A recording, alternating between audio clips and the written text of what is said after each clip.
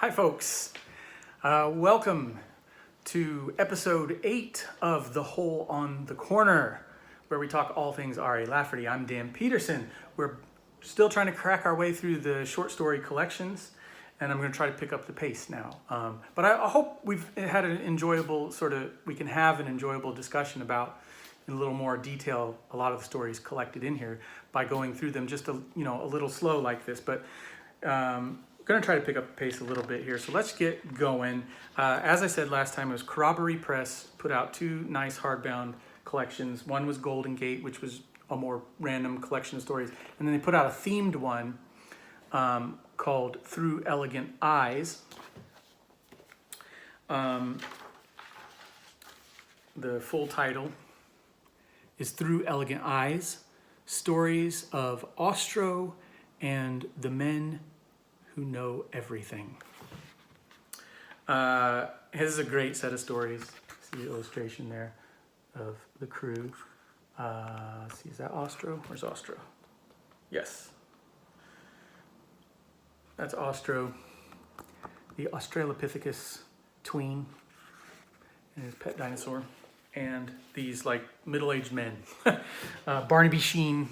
They all gather at his house and they have just a bunch of crazy experiments and chats and whatever. And Austro and his fellow tweens and teens are in and out of it, wreaking havoc or adding to the whole weirdness of the whole thing. But just to give you an example of the kind of thing this is, not only is there an Australopithecine tween or teen, because I think he does get a year older as it goes on. One of the other young characters, two of the other young people in the group, like young teens, are 2 girls. One is called Loretta Sheen, that's Barnaby Sheen's daughter, and the other is called Mary Mondo, who used to be a different person, some Violet somebody. Anyway, these 2 girls.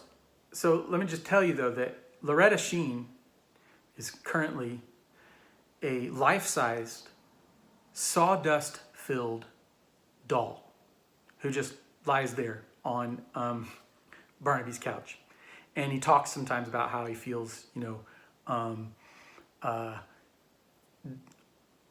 of touch with his daughter, and there's actually a backstory to that. Well, the other character, Mary Mondo, is a ghost. And she mostly can't be perceived by the group, and it's just the narrator saying what she does. And but she can make her presence known through various ways. Lafferty is a member of this group. They call him Laugh, and he's the narrator. And the Loretta Sheen, the way her character contributes to things is by either the doll will kind of sit up and do something, or doesn't always have to sit up, but will like wink and a bit of sand falls out or something, and it's like a comment on something that happened, or, pardon me, or she has these, part of what she's filled with also besides sawdust is scraps of text, and they're like mottos and slogans and other stuff, and these will occasionally kind of fall out a little bit from somewhere and contribute to the conversation. Yeah. So, and they just, the stories and like the type of stuff they cover and even the way they're written and the things they focus on or the characters they focus on range around quite a bit. And I would love for this one to come out again as is, somebody to take over the, Locus has the rights. So anyway, but there's a good, 3 or 4 stories that came out after this came out that need to be included that are really great additions to this so that it's like totally complete. But it's a great idea to collect all these together.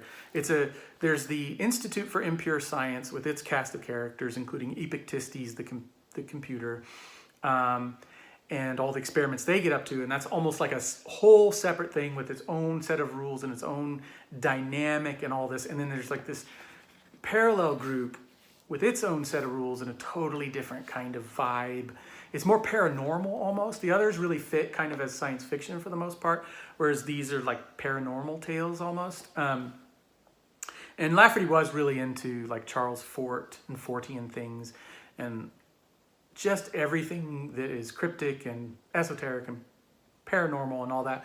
I think he took it with a wink and metaphorically and all these things for the most part.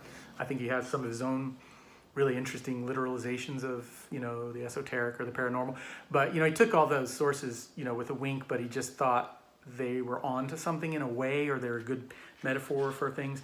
Anyway, so these stories do as I've said, and basically it's these guys getting together and the kids being involved. Anyway, the All at Once Man does a pretty cool thing with being an all at once man. I don't know how to explain it. But it's an origin story for something they say. And if you encounter these in the different anthologies and stuff like I did first, you have to acclimate yourself. You're like, what? And then you see them again. You're like, oh, this is that crew and whatever. And there's some things they say that you don't know have an origin story, like why Mary Mondo's a ghost and Loretta Sheen's a doll. And there's origin stories. But there's also this thing where it's like, I think they used to be 5 men and now they're 4. And Lafferty always says, as the narrator, he's like, these are the 4 men who knew everything, and myself who didn't. It tells the story of one of the guys, and I forget his name, maybe John Penandrew or something, and why he is a former member, and he kind of went out of existence almost, I think. Anyway, Mud Violet comes next, and I love that story. It's one of my all-time favorite Lafferty's. Top tier, really strange, really cool. I think I saw it in several different collections of sorts. Love this one, the title and the art, but it's in there. And again, you know, this isn't, I'm gonna go back through and like look at individual stories, you know, for a whole video and, you know, analyze them and stuff. I don't know exactly which ones I'm gonna do, but for now I'm just like with the novels, I'm kind of going on memory and stuff. But Mud Violet, it's about, you know, this assignment that these kids have in school to, I can't remember if it's sort of like to maybe kill themselves to explore the beyond or something. A lot of them do it, Mary and Loretta are, you know, this is the result for them. It's more interesting than that. It's the weird stuff that happens in it. Really cool. Great story. Barnaby's Clock. I remember reading that in an anthology as well. One of the first, maybe the very first of this group of stories that I encountered. And it's kind of centered around, I think, Austro coming on the scene the first time. And it does this stuff with like dating rocks and other things and their how long by carbon dating and all this different stuff. And it's just there's like parlor trickery or whatever, I don't know.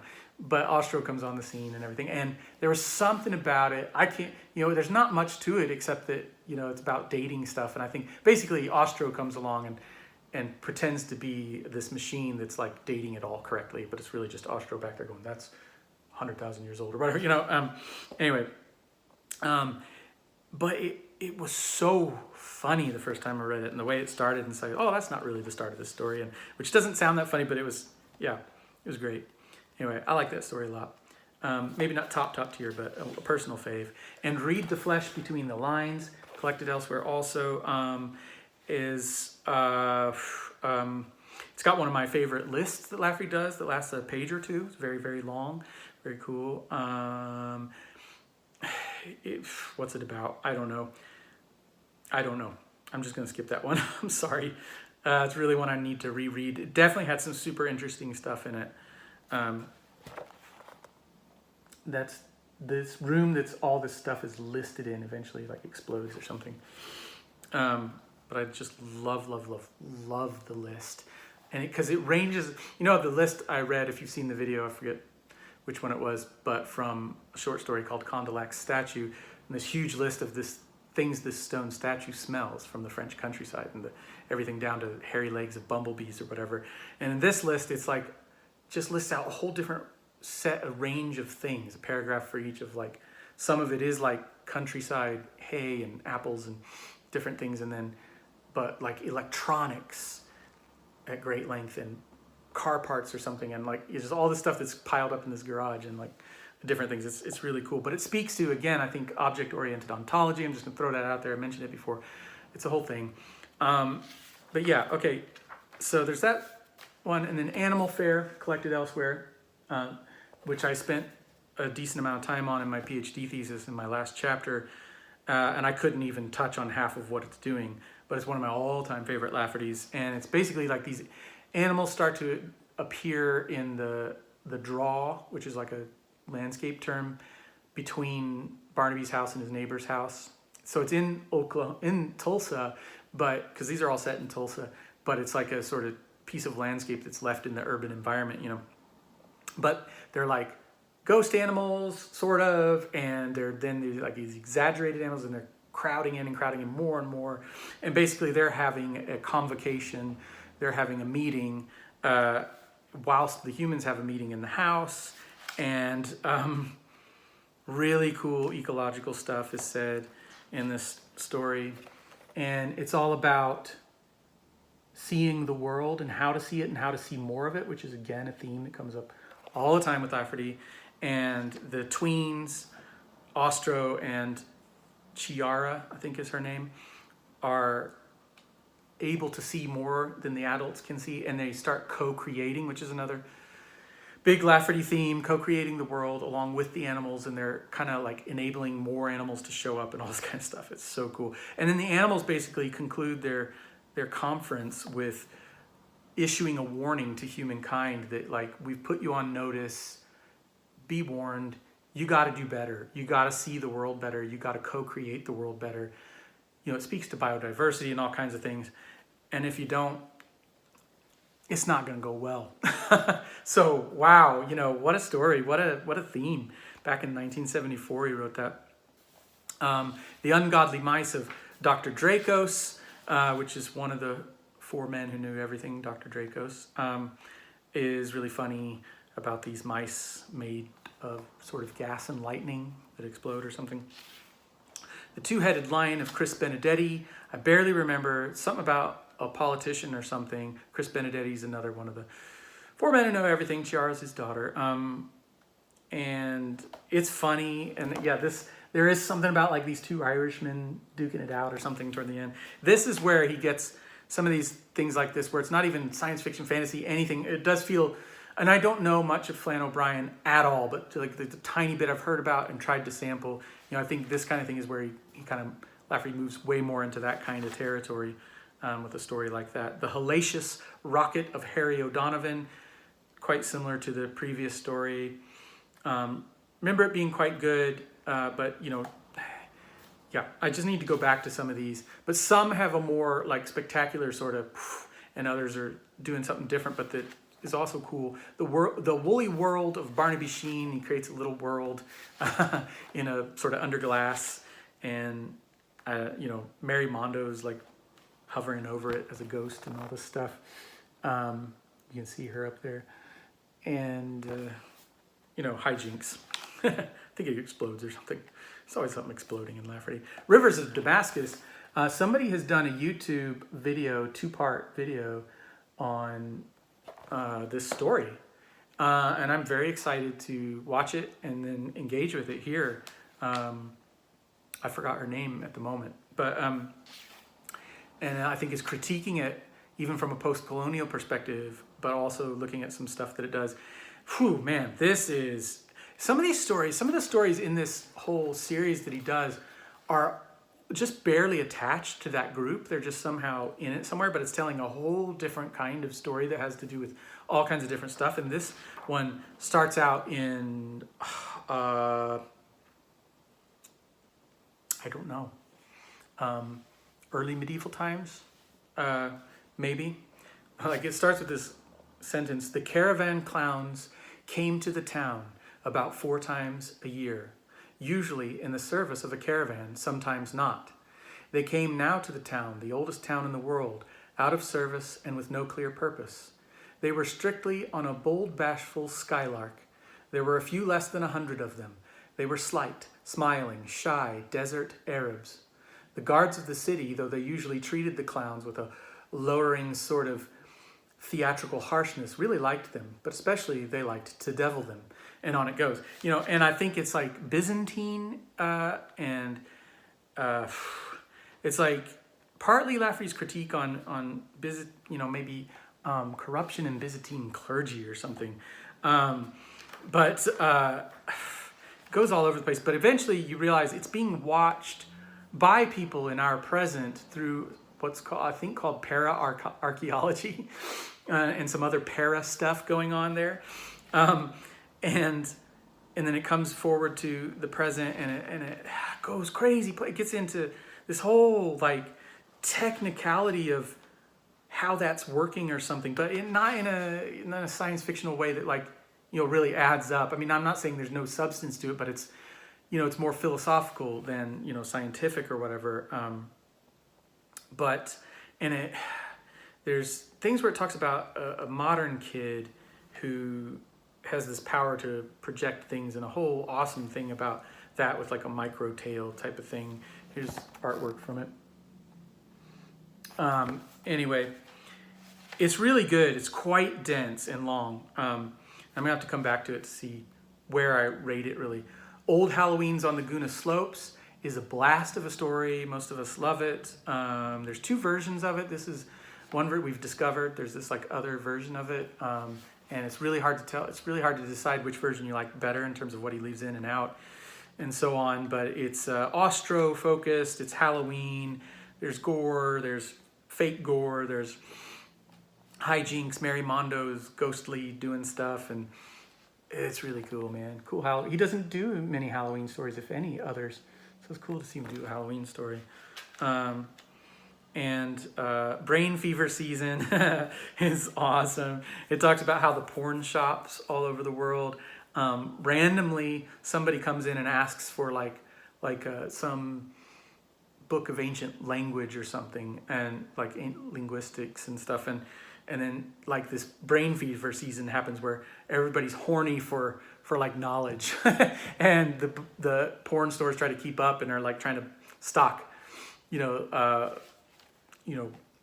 books of knowledge of various sorts, scientific and linguistic and all kinds of things. Yeah, it's a fun tale. Maybe not top tier, but a great idea, pretty well played out and funny and interesting. What Big Tears? The Dinosaurs. I have kind of forgotten what happens in that one, or I haven't read it. No, this is the Arkansas one, yeah. Yeah, this is where the dinosaur joins their crew, and it's fun, little tall tale. And All the Skies Are Full of Fish, for a long time was one of my all-time favorite Lafferty stories. Still, highly rated. It's just awesome. It's like the kids involved in this group kind of take on another gang of kids doing magical stuff. And the other guys are using occult means, and these guys are like, oh man, we've got better resources than that. And they basically call down all this like Jurassic, or I don't know these terms, Miocene or something, like flora mainly, out of the sky comes dropping down giant, lianas or whatever and stuff as their like coup de grace or whatever to beat the other team and doing magical things or something.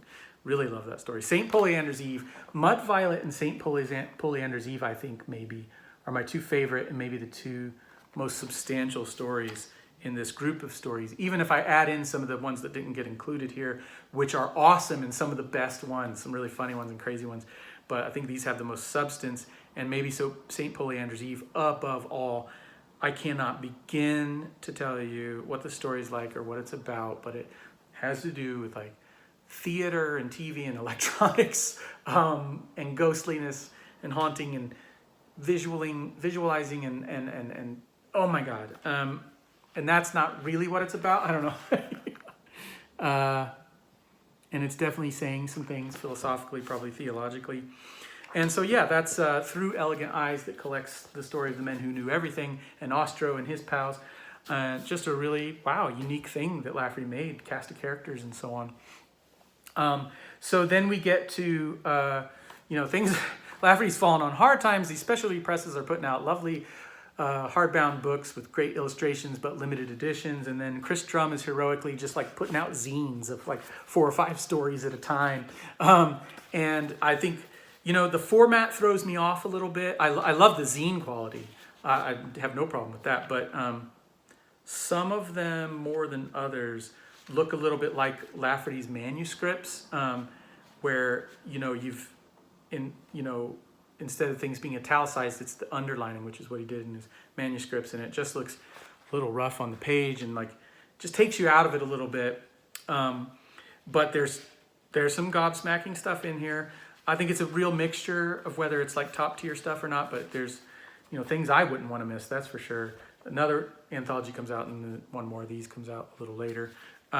So great stuff in there. And some of my favorite moments by far, there's like this chimpanzee, what's he called? It's Jack Bang's Eyes are the story, and he is called Flip O'Grady.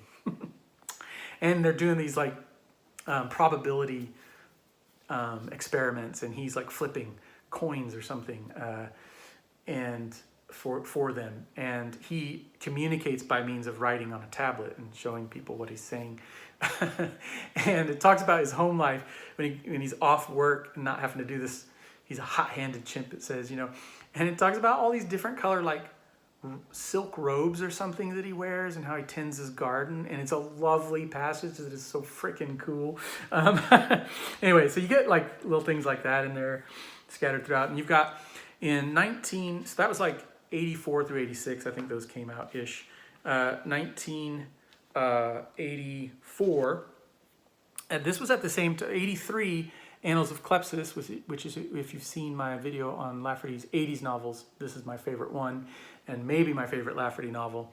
So it comes out from Ace and gets some distribution, and similarly, Ace puts out another collection of short stories. So I'm not sure what was going on there. I'd love to know the history of that, why they took one more chance on Lafferty. And so these were a little more available at some point. I don't know if they are now. And, you know, I'm sorry, that is an awful cover, man. Like, that could mean anything. It's lame. I'm sorry. That's not Lafferty. Come on. And ringing changes. It does kind of fit with some of Lafferty's themes, but the frustration is that it's based on a Dutch collection, a collection of Lafferty stories translated into Dutch, called Days of Grass, Days of Straw, after one of Lafferty's greatest stories ever. And it's like, and it takes their table of contents, I think, and stuff. So it's like, if you're going to take all that, just call it frickin' Days of Grass, Days of Straw. What a great, that would have drawn. I just don't understand. I know there's business things I don't understand, but even from a business perspective, I think sometimes you got to believe, and it's an insult to readers and stuff when you don't think they can handle cool, different, lengthy, whatever stuff. Days of Grass, Days of Straw, I think would have roped so many people in over the years. You know, he's got this collection called Days of Grass, Days of Straw. Days of Straw, that sounds really cool, you know. Bringing changes, nothing. Anyway, it has little tiny intros to the stories, all at the beginning, like an intro by Lafferty where he talks about each story for a few paragraphs. Mostly not really unveiling anything about the story, but saying some cool stuff. So anyway, some people, it is slightly uneven collection. You know, I would give I had started to rate these and then I forgot, but I would give the Corroboree Press collections like Golden Gate maybe 7.5 out of 10. Or was I doing 5 stars? Oh my God, this is ridiculous. 3 out of 5, I don't know. I'm so bad at remembering to rate things in one way or the other. Anyway, and Through Elegant Eyes, maybe 4 out of 5, 4.5 out of 5. And yeah, I'm not going to rate the drum booklets, but this one is maybe like a 3.5 out of 5, just because it's got some of his best stories in it. So glad it exists, because I was able to get some stuff I'd never seen before through this. But it does have this middle chunk that's a whole bunch of the Through Elegant Eyes stories of Austro and all the people, which are cool. And when you hadn't run into as much of them yet, it's kind of cool, but it just doesn't flow when it all of a sudden is all those in a row and then gets back to some other stuff, et cetera, et cetera. But it's got like Parthen, which, if you know me from back when I wrote a blog called The Ants of God Are Queer Fish, which we'll come to the story that comes from eventually here. You know, I used to rave about this story, and this is another one I used to read aloud to people or give to people or whatever. I've since, become a little unsure about it in a feminist sort of perspective, what Lafferty's doing there, but I didn't really clock that at first, like a reactionary view to feminism. I'm not sure if that's really what's happening there, but maybe. But I just thought it was so funny. It's about aliens invading and basically kind of killing off the men and keeping the women. But they're invading subtly, and the men all feel quite euphoric about these aliens who are taking the guise of beautiful women, but they give up all their money and everything and just die of starvation or whatever. But the way they went about it and describing the beautiful women is Lafferty's prose at some of its most lyrical and hilarious.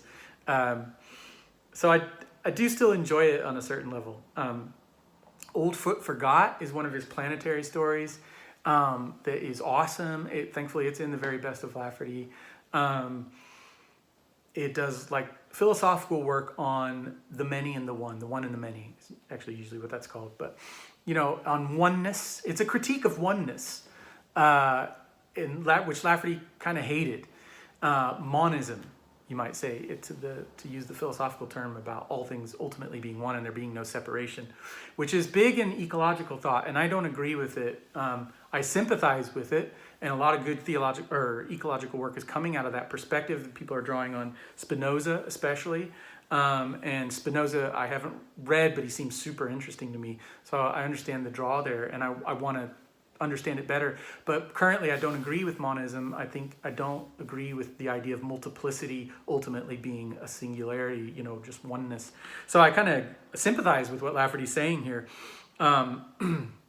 But he says it in a really cool way with an alien species that has these little pseudopods that suck back in, and then this whole existential angst about I've lost my pseudopod. It's an old foot forgotten. It will never exist again. And, and all these kinds of things. And a critique of spheres. He kind of hated spheres, which is kind of awesome because it's just like for him, spheres were just too damn smooth, and complete. And so, when he's talking about the shape of the universe and all these different things, he's like, it's not a sphere, it's a saddle shape and all this different stuff, Okay, but Old Foot Forgot is a really cool planetary science fiction philosophical story. Dorg is wild about this creature called Dorg and trying to overcome the hunger problem in the world through transmuting clay to be able to eat it. Days of Grass, Days of Straw, as I've talked about, Brain Fever Season, a lot more from like 6 or 7 stories from Austro and crew. Among the Hairy Earthmen I've talked about. In Outraged Stone continues on from Frog on the Mountain. It's of interest in that way. I need to reread it. At the time, I was like, what is happening here? And Name My Name. Oh, yeah, baby. Oh, yeah. One of my tops. Way up there. And Name My Name. So as I've said, Lafferty does a ton of stuff with animals all the time, whether it's like a lot of it's like language in the sentences and descriptive language and animal metaphors and things. A ton of it. If you go just look through his story titles, just look through the whole list of them, you'd be amazed how many of them contain animals, About a Secret Crocodile and all the rest, So he has animals all the time. And as I said, he'll occasionally have these like glimpses into animal consciousness that are really alien and beautiful. Just everywhere, just barely here and there. And animals play all kinds of different roles, and occasionally they talk briefly. This is like the talking animal story for Lafferty, where basically there's a conference being called, entities are being called forth to this conference over in the Middle East maybe, and it's a conference of all the non-humans, and I think of a small contingent of humans, and they take sort of 2 to 4 of each species or something, and the animals return, like in Lafferty's mythos, like creation sort of mythos or whatever, animals used to talk. And he's not alone in that. That's a Native American thing too, and other cultures and stuff. So animals used to talk. And so in this, they are returned to their speech, and they wear clothes and stuff as they travel. across the world to this conference. And so it's like just talking about all that. And it's cool, man. It feels cool the way these animals are gathering, and he drives them and they're talking and having conversations. It's very funny. Well, I should have planned to read this, but I don't know how long it is, so I won't. But there's a part where a nattily dressed bear, comes in, I think in a place in Russia, comes in, or no, Lithuania or something. It comes into a bar and orders a drink. And the bartender has this attitude toward prodigies, toward marvels or whatever, that he's like, well, if you're going to come in my bar as a prodigy, you're going to pay for it, So he charges him 90 lira or something, some form of money, but $90 or whatever for this shot of something or whatever. And the bear tosses it off. And I'm not going to nail this punchline, but the guy goes, so the bartender, don't see too many bears walking in my bar ordering a drink. And the bear goes, well, at $90 a shot, I'm not surprised. Like, I don't know. His delivery's better, but man, it cracks me up. And it's full of that kind of stuff. But then it gets into this super serious discussion about humanity. It also has these other awesome things about deep time and animals, and how every animal has had its day, the day of the apes, the day of the jackals, the day of the whales. The cool stuff is said about whales, and how squids are loose-mouthed and they're always telling rumors about whales or something. I don't know. But it becomes this whole thing about humanity's place in the planetary scheme of things. And again, like Animal Fair, came out the same year as Animal Fair, 74. And it's a companion piece, basically, in very different setting, doing different things, but same message, where an angel comes down, or no, I don't think it's an angel. I think it's like a Adam type figure or something. So it's like kind of superhuman figure that's like angelic, and is talking to each set of animals. And basically I think he promotes the apes maybe back to the main species, and demotes the humans to secondary ape, and they are told to fade off the scene, like cartoons fading off a television or something like that. It was pretty dark, and some people have taken this story as an example of Lafferty's alleged pessimism. But again, I think it's a warning tale, and I can't believe the ecological sort of relevance of it and stuff. Anyway, so that's a great story. Sky, that I've talked about before, for all poor folks at Picket Wire. I think I'll talk about that when it's public. It's the uncollected fiction. So let me just say, it didn't grab me the first time I read it. It is, but then it did subsequently, and it's one of my favorite stories by him. It's bioregional, southwestern, sort of Oklahoma, New Mexico, Colorado. It's about bilocation and these sorts of things about mountains and rivers and how they're interchange places to go to other parts of the world, but also into purgatory. And crazy things about natural resources being created by people suffering in purgatory or something like that. It's strange. It's so strange and poignant about families and stuff, and neglecting your family or because of your obsession for creating, basically, because it's this inventor. He has a lot of inventors, and this guy's really happy as he ends up in purgatory because he's finally in a vacuum to invent in, and he's eating clay with his wife, who sought him out and finally found him. And there's this part where she has to consult a prophetess who consults a python in her basement that tells her where to find her husband else. The python's like, by the way, do you have any rats by any chance? And he's like, no. He's like, people never do, because he's wanting some food, A great story for all poor folks at Picket Wire. An uncategorizable bioregional yarn that does some pretty big stuff. Oh, what do you do when the well runs dry? Funny, crazy story, and some in velvet gowns, and doggone highly scientific door. All these sort of news stories I've never seen that are funny and interesting, but maybe not top tier. Interurban Queen, about if the world had taken the train route instead of cars, and cars are outlawed and people shoot people that drive cars. And you think Lafferty means one thing, but I'm not sure that's exactly what he means. But And then Been a Long, Long Time, which I talked about before, one of my all-time favorite stories, which I want to be collected in 900 Grandmothers. Then we get to the last two, Lafferty and Orbit. Is Damon Knight did the Orbit series, and he, was collecting. We'll talk about how the editors of anthologies loved Lafferty, and we're always hoping for another one to put in their anthology. So Damon Knight puts a bunch of great stories in here, and overlaps with a bunch of stuff we've seen. So I'm not going to go through the table of contents here. Most of it we've seen, but maybe I'll revisit some things. Let me just name some we haven't looked at. Wow, did we talk about All Pieces of a River Shore? That's one of my all-time favorites. Bioregional yarn, big ideas, chopped up river shores turned into panoramas, which is a real thing that happened, not chopped, but people painted panoramas, but it's the real river shore, and it's about giant beings, and it's beautiful. Oh my God, it is a really beautiful sort of ecological yarn.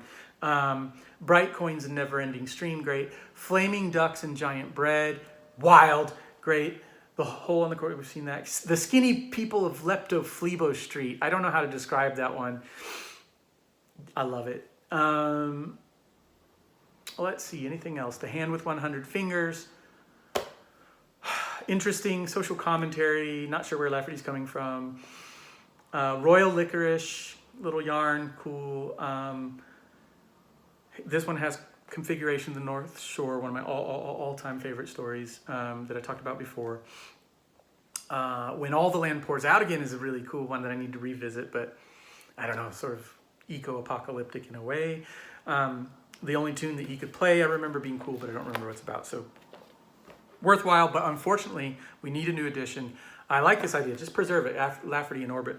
But it's got a lot of typos, and that's a real problem because Lafferty's experimental in the way that he writes at the syntactical level and word choice.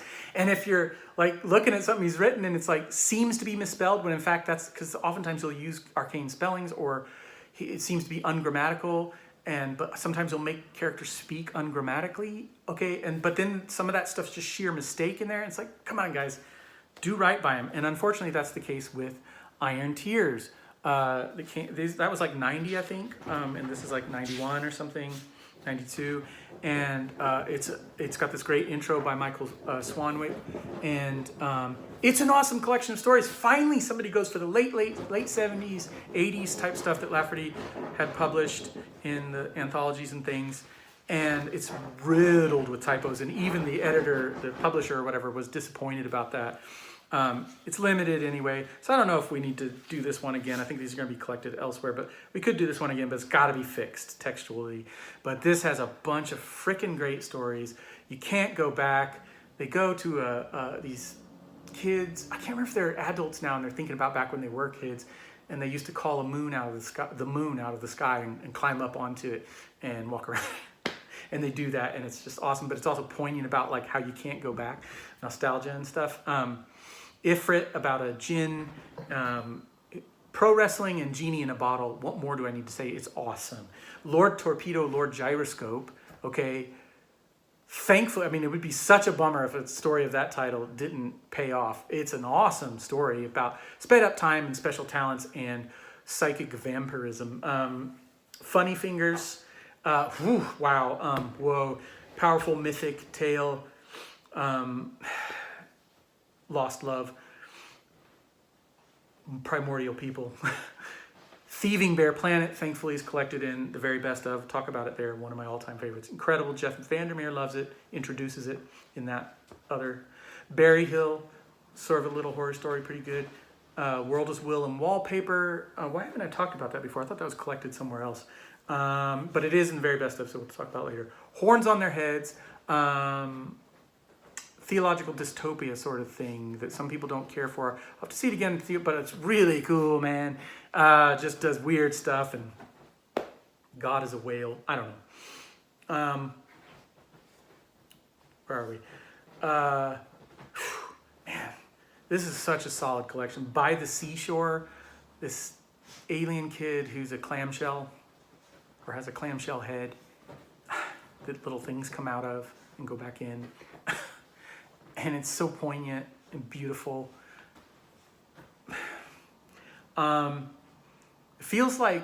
It feels like almost Nightmare Before Christmas and all that. What's his name? Shoot. Anyway, yeah, you know the guy. But like different and better. Anyway, Selenium Ghosts of the 1870s, mind-boggling sort of alternate history. Early television happened in the Victorian times through selenium technology, and then kind of spells out about 20 different episodes of TV shows, but there's like a story going on behind that that's later collected in the very best of, thankfully. Magazine section about tall tales and telling them and cool stuff in a newspaper with some really great moments. This thing flies into the airplane's engine and they pull it out and it's sitting there all hot, and then it pops up and goes, fast and hot, just how I like it, or something like that. Or Little Ducks Each Day. Oh yeah, that's a really complicated thing about prejudice and stuff. It's really cool. Cabrito is one of my favorites that talk about in my thesis. Little Mexican cross the border tale, all about storytelling and different versions of stories, and Irish fetches that get slaughtered for food the next day in a restaurant. Yeah, La Hot Sport, this crazy sports car with powers or something story. Somebody gets killed, Grey Ghost, a reminiscence, Lafferty background sort of story. Okay, so that's us through all the published collections of Lafferty's story, minus the very best of, which I'm going to give its own separate video to talk about, and probably not anytime soon, to be honest. I have a lot of things to say about this. Again, I will come to the Centipede Press stuff and do a separate video on that at some point. But I'm going to move on next to the uncollected fiction, because there's a lot to say there. A lot of great ground to cover. Thanks so much for listening to this extra long one if you made it through. And tell me what you think about these collections and the stories and things. Take care, guys. Thanks. Bye.